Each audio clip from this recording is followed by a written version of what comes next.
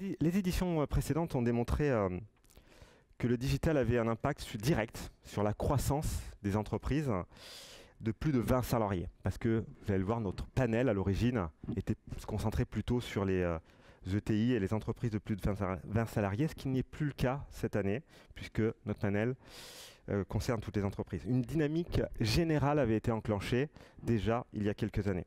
On avait identifié des digital champions. Ça, c'est important parce que ces digital champions montraient les bonnes pratiques et tiraient les bénéfices déjà du digital il y a 3, 4, 5 ans quand on a commencé. Plusieurs obstacles néanmoins restaient à la digitalisation qui avaient été clairement identifiés pour tous les autres. Je vais les répéter parce qu'ils reviennent et ils vont structurer notre baromètre cette année. C'est des chantiers importants. C'est le manque de formation, les coûts et la complexité de mise en œuvre qui freinent évidemment à leur capacité, à la capacité d'action de manière générale. Alors 2020, c'était spécial, c'était une année très spéciale, une année économiquement difficile, on ne va pas se le cacher. 2021 est l'année de la reprise. C'est une nouvelle dynamique qui est en marche et ce baromètre, vous allez le voir, va en faire l'état des lieux, sans spoiler, l'effet d'accélération de l'année dernière de la digitalisation due à la crise est durable. Donc ça déjà, c'est un élément extrêmement structurant pour cette édition. Enfin, le digital est désormais reconnu majoritairement comme un canal de vente. Voilà. Donc là, on voit bien l'essor du e-commerce. Hein. Vous avez tous lu la presse comme moi ou vu les chiffres même de la FEVAD qui a présenté des très beaux chiffres ces dernières semaines sur l'accélération du e-commerce et qui disait encore hier matin, je crois, que 42 millions de Français avaient acheté en ligne ce mois-ci. Donc, ce n'est pas un épiphénomène. Et enfin, le besoin d'accompagnement, il explose.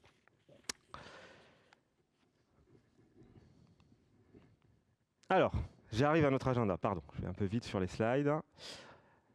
Notre agenda, on va se concentrer ce matin sur 5 chantiers, 2 plus 3, 2 leviers d'accélération, les ventes en ligne, l'accélération des ventes en ligne et l'accélération de la connaissance client. Et 3 besoins d'accompagnement, je viens de vous les citer, la formation, le besoin d'accompagnement sur la difficulté de mise en œuvre et enfin le coût et le financement. Avant ça, je vais laisser la parole surtout à Fabienne qui va nous présenter le contexte et le panel. Merci Cyril et merci à l'Axel pour ce quinquennat de fidélité à Ipsos. Très rapidement, en un coup d'œil, je vous rappelle l'échantillon que nous interrogeons, un échantillon représentatif des entreprises, avec simplement 2 messages là-dessus. Le premier, c'est qu'un échantillon de 700 entreprises interrogées, c'est un échantillon robuste, donc les données sont fiables. Le deuxième message, c'est pour vous dire que c'est le même échantillon, évidemment pas les mêmes individus, mais le même échantillon que l'année dernière, et que donc les évolutions peuvent aussi être regardées avec toute la fiabilité nécessaire. Et c'est évidemment particulièrement important cette année, après l'année chahutée que nous et les entreprises, évidemment, ont tous vécu. Alors, un point de contexte, effectivement, hein, l'année 2020, on va dire, a été difficile, a été morose sur le plan, sur le plan économique, et seuls 15%, donc une entreprise sur 6 que nous avons interrogée, a vu son chiffre d'affaires croître en 2020. Et quand on dit croître, c'est dans des proportions, c'est quand même une croissance modérée. En moyenne, celles qui ont vu leur chiffre d'affaires progresser ont enregistré une croissance de 9%. Inversement, 49% des entreprises que l'on a interrogées ont vu leurs revenus décroître et dans une proportion bien plus importante, puisque en moyenne, leur chiffre d'affaires a décru de 33%.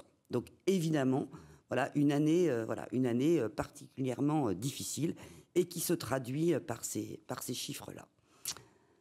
Il n'en est rien. Le tableau est heureusement, et on s'en réjouit, est très différent cette année, avec une dynamique et des tendances clairement inversées. 37% des entreprises qui envisagent pour le coup une croissance cette année. Donc on voit bien que l'embellie est plus qu'amorcée, que les chefs d'entreprise non seulement y croient, mais projettent véritablement de la croissance. Une croissance encore mesurée, mais 6% de chiffre d'affaires en moyenne. 14% Alors on pourrait dire 14% seulement, mais 14%, ça représente encore néanmoins beaucoup d'entreprises voilà, qui souffrent et qui anticipent pour le coup une baisse de chiffre d'affaires en moyenne de 25%. Donc effectivement, on n'est pas passé du tout noir au tout blanc, les choses voilà, s'améliorent. Ce qu'on voit quand même simplement à travers ce slide, c'est quand même aussi l'hétérogénéité de la situation des différentes entreprises. Bon, exactement, comme tu le soulignais, on va faire une différenciation entre les entreprises de plus de 20 salariés et celles de moins de 20 salariés, parce que vous allez voir, déjà, il y a des écarts qui sont assez significatifs. On peut parler de TPE et de PME, et aussi il y a des fins barométriques, parce que historiquement, c'est les entreprises de plus de 20 salariés qu'on a suivies pendant plusieurs années. Alors, une tendance importante de ce baromètre, c'est que le digital est désormais un moteur de l'activité, un moteur de la croissance pour toutes les entreprises. Hop, pardon. C'est bon, ça arrive. Et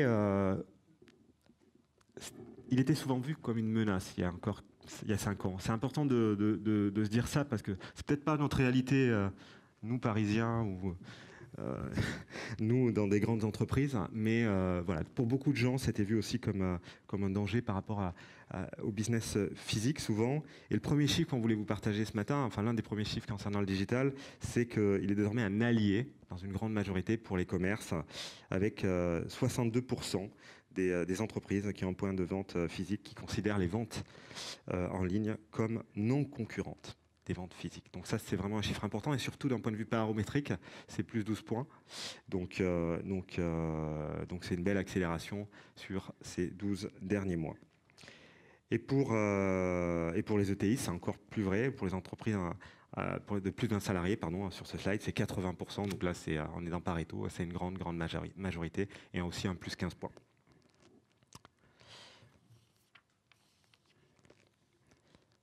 Alors, la fameuse contribution du digital au chiffre d'affaires et son impact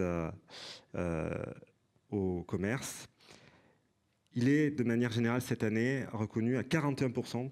Les entreprises reconnaissent la contribution du digital à leur chiffre d'affaires.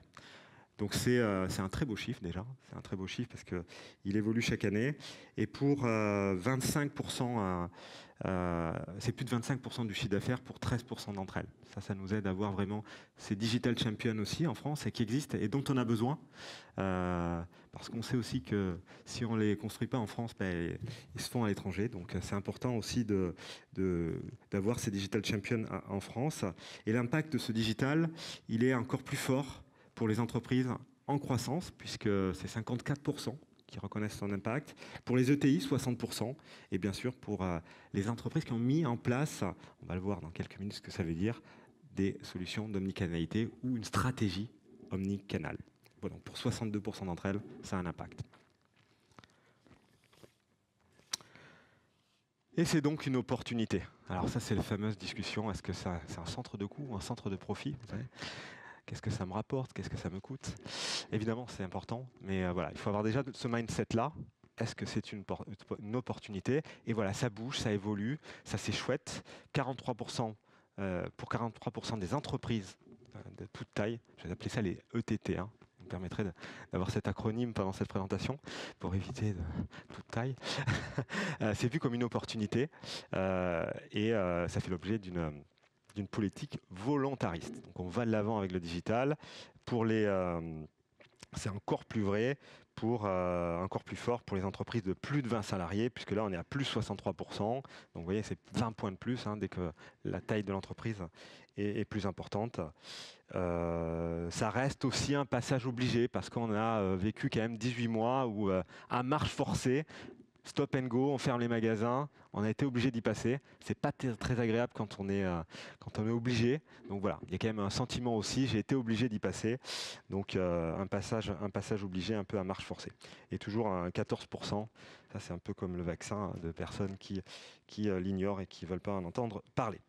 Alors, des bénéfices évidemment avérés, mais quand on leur pose la question quels sont les bénéfices, sans surprise, ça a été en 2020 un moyen de sauvegarder et de garantir son activité. Voilà.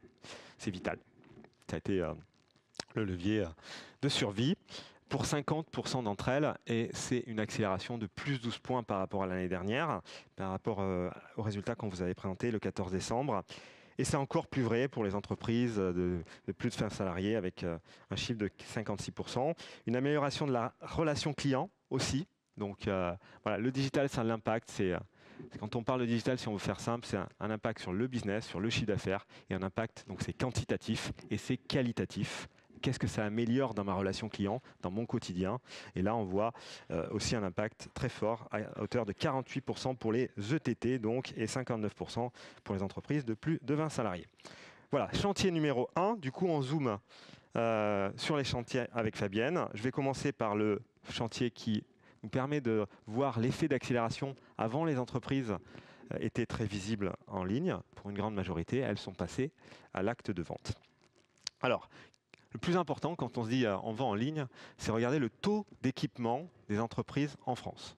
Les fameux assets en anglais, comment elles sont équipées et comment elles vendent en ligne. Les chiffres sont remarquables. Franchement, on le verra. Lucas fera un benchmark tout à l'heure sur ce qui se passe en Europe, parce qu'il est important aussi de se comparer avec nos petits voisins européens, en particulier peut-être l'Allemagne. Nos amis et les Anglais aussi, qui nous ressemblent. On regardera aussi l'Espagne et l'Italie, mais 63% aujourd'hui des entreprises interrogées ont un site vitrine. Donc ça, c'est remarquable, comme je le disais, et c'est 96% des ETI. Donc là, on voit qu'on est vraiment sur un effet d'accélération qui est important. Alors, il y a quand même une prime importante aux réseaux sociaux. Il faut regarder ces chiffres-là aussi. 61% ont une page professionnelle sur les réseaux sociaux. Donc, ça veut dire qu'on va utiliser les réseaux sociaux comme un levier finalement de vente en ligne de plus en plus. Et c'est 85% des entreprises de plus de 20 salariés, 91% des ETI. Hop, vous aurez tous ces chiffres, donc je passe assez vite. Et surtout une accélération des canaux de vente. Donc le chiffre clé à retenir sur cette slide, c'est 52%.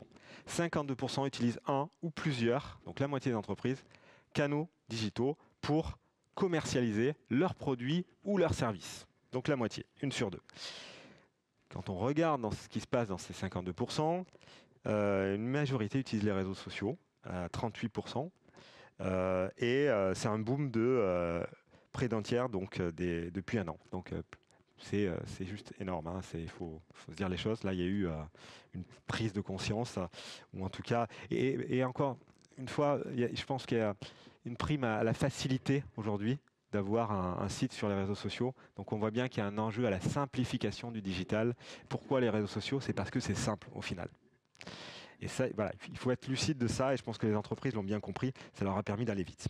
28% ont leur propre site, et c'est quand même un jump, un boost significatif, puisque c'est une entreprise sur 5 de plus depuis un an, depuis novembre dernier, donc moins d'un an, depuis que la dernière édition du baromètre a été faite.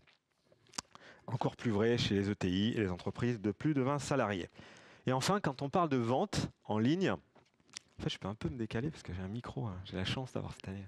Je suis un peu gauche avec un micro main, donc c'est pour ça cette année ils m'ont donné un micro, un micro casque. Merci à la régie.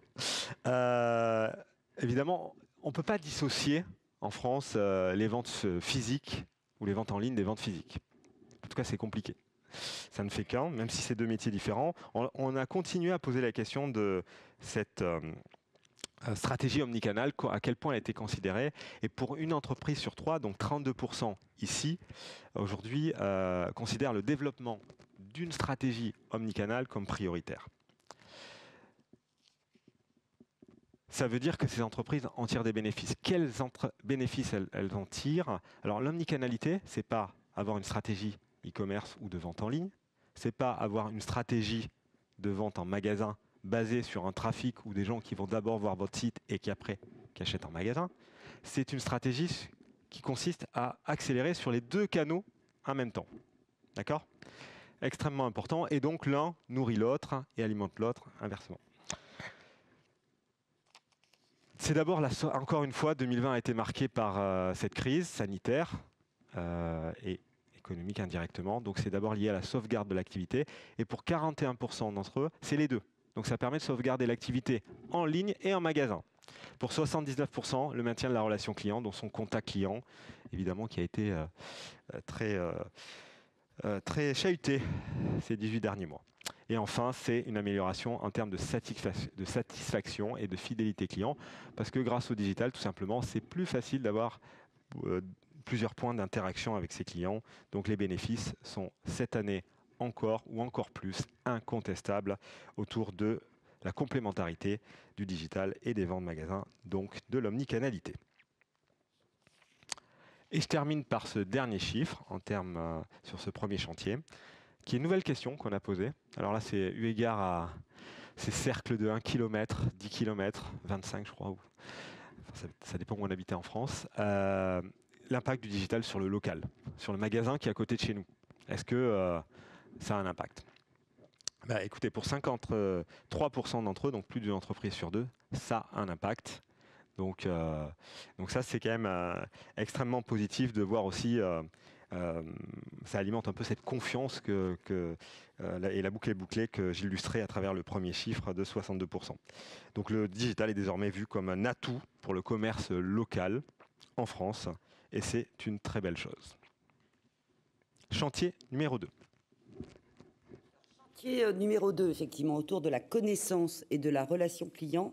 Et je dirais peut-être en préambule que c'est un chantier qui illustre à la fois l'accélération en marche, mais aussi l'accélération probablement à venir et les gisements encore qui restent importants. À date, on est en effet sur un quart des entreprises qui utilisent des outils d'analyse client.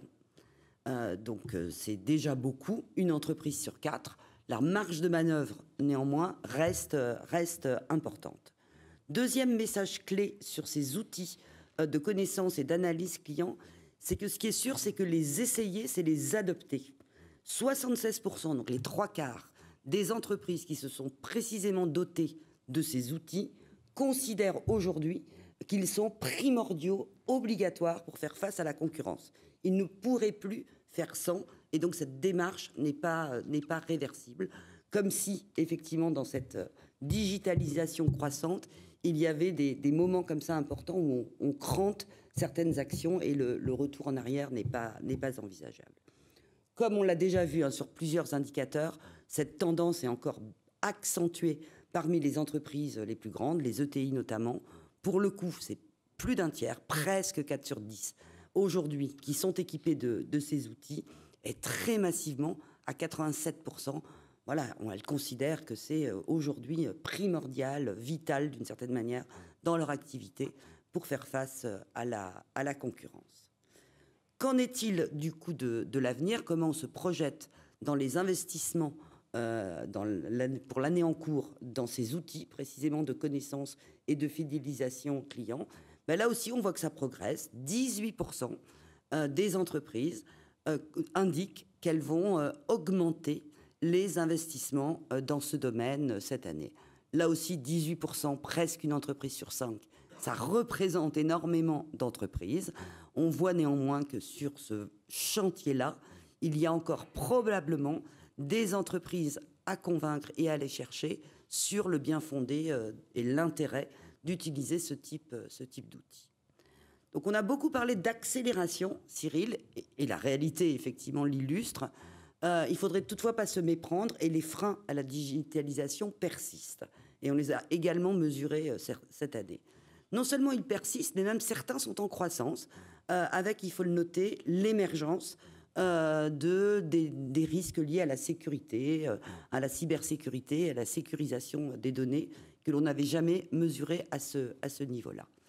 Et parmi les autres freins que l'on avait déjà mesurés et qui progressent et restent à un niveau important, soulignons le manque de compétences en interne, les coûts associés à la digitalisation, la complexité de mise en œuvre et le manque de formation sur ces sujets.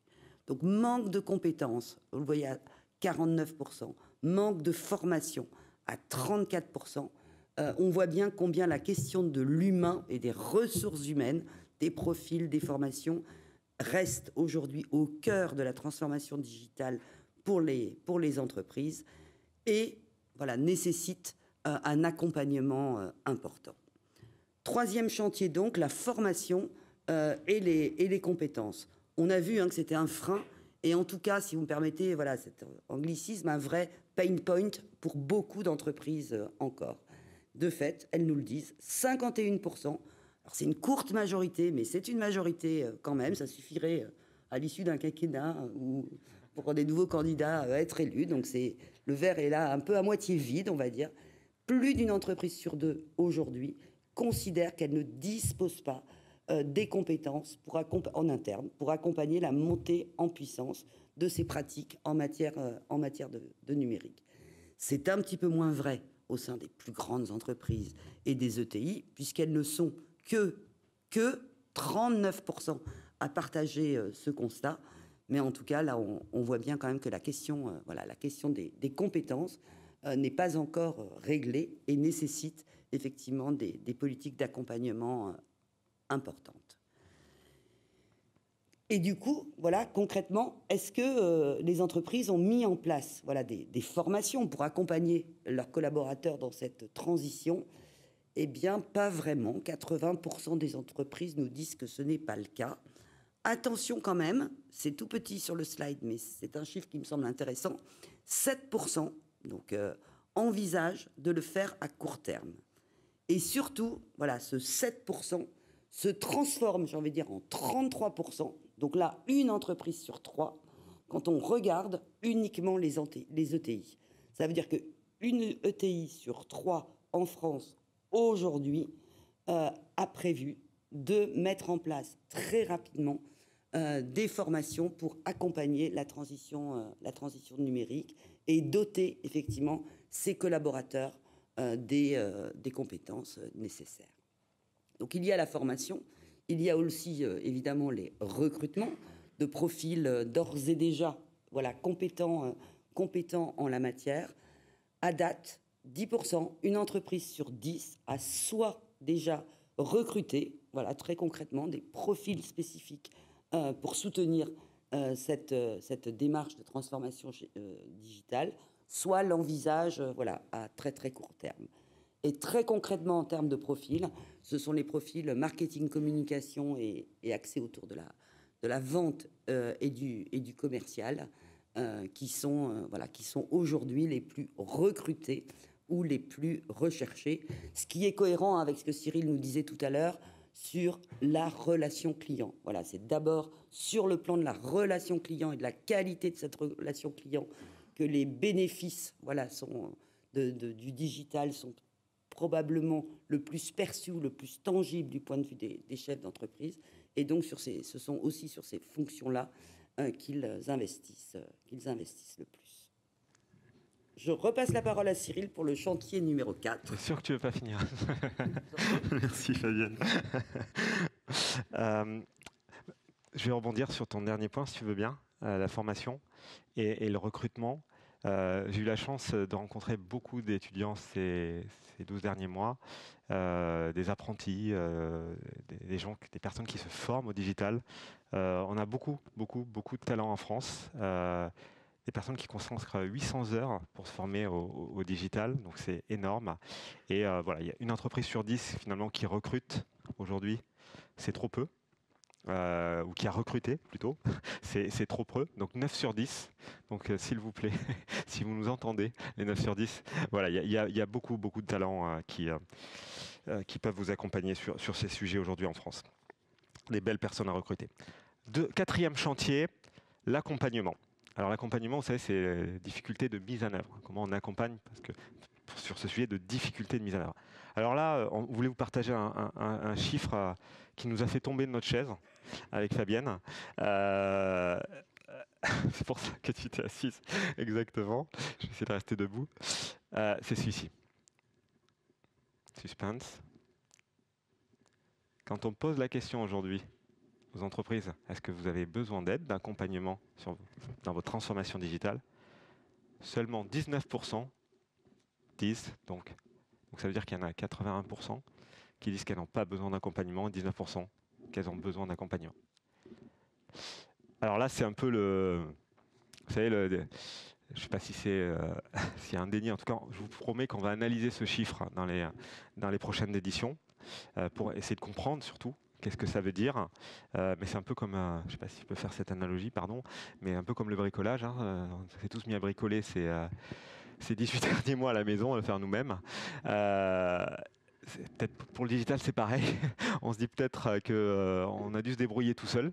Donc, et en se débrouillant peut-être un peu plus tout seul, eu égard à la formation, qui est un autre sujet. Hein. On a besoin d'être formé, on l'a vu avant, mais pour le faire soi-même, on le fait soi-même peut-être un peu plus directement.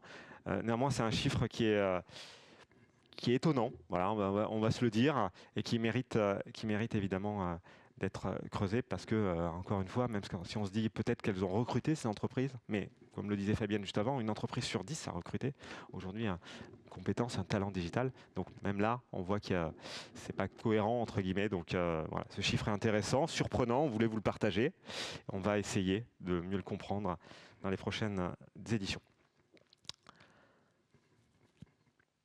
Alors, sur ces 19%, de quoi elles ont besoin? Quand on leur pose la question, bon, ok, comment on peut vous accompagner? On a fait, Marie et moi, ces derniers jours, une distinction entre les plus petites entreprises et les plus de 20, les plus grandes entreprises. Le dénominateur commun, c'est maîtriser les outils. D'accord? Il y a une complexité aux outils. Un ticket d'entrée vers les outils, c'est quand même pas toujours très simple. Je parlais de la prime aux réseaux sociaux tout à l'heure parce que c'est plus simple d'aller créer sa page sur les réseaux sociaux que de créer son site internet avec toutes les fonctionnalités associées. Voilà, il faut encore qu'on arrive à simplifier et surtout à accompagner sur cette maîtrise des outils, alors aussi bien pour les ventes qu'en interne, hein, les outils de CRM et bien d'autres outils qui permettent le meilleur fonctionnement des entreprises. La deuxième chose, le deuxième bloc, deuxième ligne, pardon, à gauche, vous voyez le savoir par où commencer. C'est vrai. Par quoi on commence sur le digital? La meilleure façon, c'est souvent de se dire quel impact ça peut avoir sur mon business. Voilà, il faut commencer toujours par cette création de valeur sur le chiffre d'affaires. Si c'est un petit conseil, si je peux donner ce petit conseil. Et après, petit à petit, évidemment, c'est comme une grande maison qu'on construit. Il n'y a pas une maison qui se ressemble. Voilà, pour les entreprises, le digital, c'est pareil. Il faut trouver le bon kaléidoscope d'actions conjuguées, comme je disais l'année dernière, au service de la croissance. Phrase évidemment, belle image et phrase très simple à retenir. Troisième ligne, c'est évidemment développer un canal de vente en ligne. Donc, voilà, il faut aider les entreprises à développer ce canal de vente en ligne pour avoir cet impact sur leur croissance et le chiffre d'affaires. Évaluer ce retour sur investissement. Moi, j'ai parlé avec beaucoup de directeurs de magasins ces 12 derniers mois aussi. Et l'une des, je pense, des verbatim ou des quotes qui m'a le plus surpris, que j'ai envie de vous partager ce matin, c'était pendant le deuxième confinement, au mois de novembre. Donc quand même une grande partie des magasins étaient encore ouverts. Et certains directeurs de magasins me disaient, en fait, si je regarde mes chiffres, je fais 70% de mon chiffre. Là, actuellement, je réalise chaque jour 70% de mon chiffre par rapport à l'année dernière. Donc je fais 30% de moins que l'année dernière. Grâce au digital, j'ai 35 ou 40% de plus de chiffre d'affaires. Donc le digital m'amène ces 35-40% qui compensent la perte de chiffre d'affaires que j'ai en magasin. Donc, grâce au digital, je refais de la croissance. Grâce au e-commerce, donc en l'occurrence, et aux ventes en ligne. Et là, je pense que pour beaucoup, ils ont pris conscience de l'impact que pouvait avoir le digital. Sans le digital, on fait de la décroissance. Grâce aux ventes en ligne, on repasse à un plus 5, plus 10% par rapport au chiffre d'affaires de l'année passée. Donc c'était significatif. Vous voyez, ces ordres de grandeur. Avant, c'était 5-10% du chiffre d'affaires global. Parfois, à certains moments, ça a représenté 30 à 40% du chiffre d'affaires des commerçants. Donc là, voilà. Donc on est passé dans... Je regarde cette ligne plus qu'avant. Et vraiment, on a pu mesurer l'impact. On va terminer. Je crois qu'on est un peu en retard, mais à peu près dans le timing. Merci Vincent pour ton indulgence. Par le dernier chantier, mais ça va aller très vite, c'est le financement. Le financement, c'est anglicisme aussi, vous m'excuserez, c'est un wake-up call.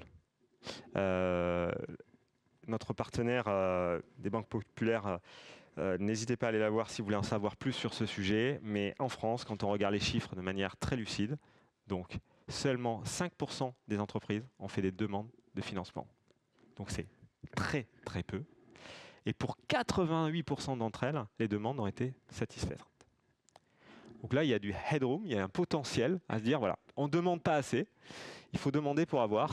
Donc il y a voilà, ce chantier de financement, il est à adresser et surtout à considérer peut-être un peu plus pour les entreprises pour se faire aider aussi et avoir ce premier pas à l'étrier, ce boost, par où commencer peut-être, c'est peut-être ça la réponse. La bonne réponse, c'est demander un accompagnement en termes de financement.